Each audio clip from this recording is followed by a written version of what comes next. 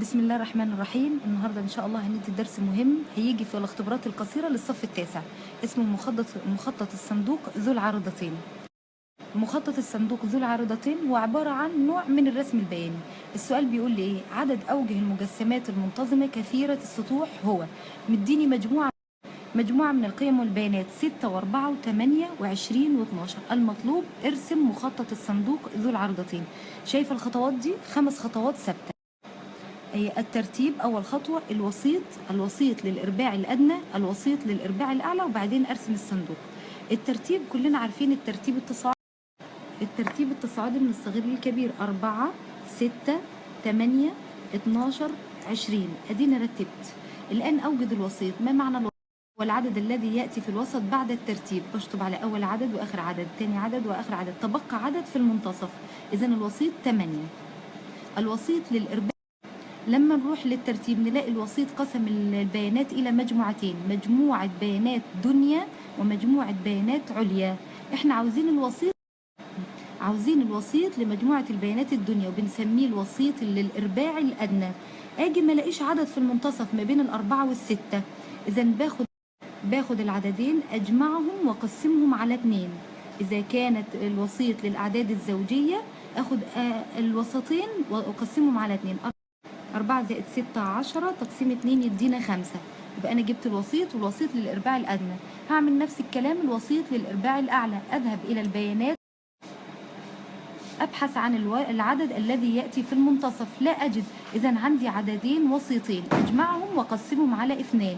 12 زائد يدينا 32 على 2، يطلع الناتج 16. عندي بيان 2 و3.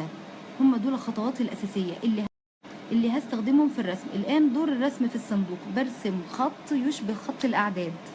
خط الأعداد العدد الصغير في الأول وعلى يمينه العدد الأكبر. كلما اتجهنا ناحية اليمين زاد العدد.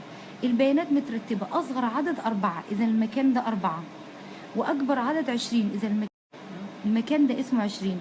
الوسيط 8. يا ترى ال8 دي قريبة من ال4 ولا قريبة من ال20؟ أعتقد قريبة من ال4 شوية، فده مكان.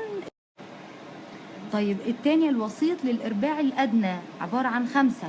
5 هيجي على اليسار لأنه الإرباع الأدنى عكس الترتيب. لما جه على هنا هبحث ال5 قريبة من مين؟ من ال4 ولا من ال8؟ قريبة من ال4 على طول، يبقى ده العارضة بتاعة العدد 5.